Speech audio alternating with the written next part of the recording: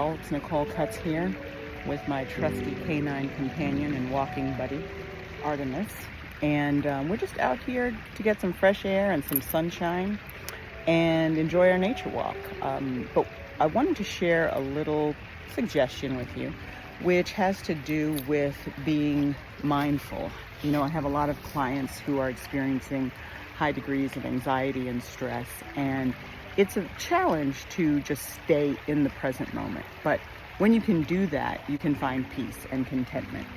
We spend a lot of time ruminating on things from the past or fantasizing about the past. And we spend a lot of time in the future, which can bring a lot of anxiety. So it's a challenge sometimes to just stay where you are, be mindful and be present. And so I just wanted to share a little tip or two with you around that. So when I walk, I try not to listen to anything because I want to really practice being present and in the moment. And you can focus on your feet walking on the ground, looking around, really taking in all the sights and the sounds, like the river here trickling over the rocks, the smell, the sunshine on your skin. So that's one thing that you can do to just try to stay present. And, I call it a walking meditation because, meditation doesn't have to just be sitting still in, the lotus position.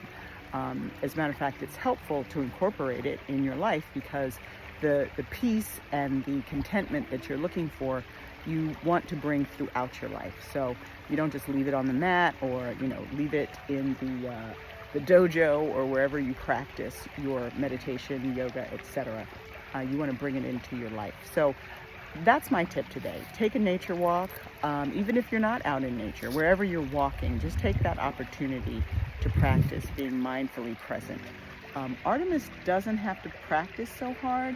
She's very attuned to everything out here. Artemis, do you want to add any tips for the people out there? No? Okay. She says no, she's too busy being in the moment. Anyway, over and out. I hope this helps. Leave a comment, share where you are, and any tips that you also have.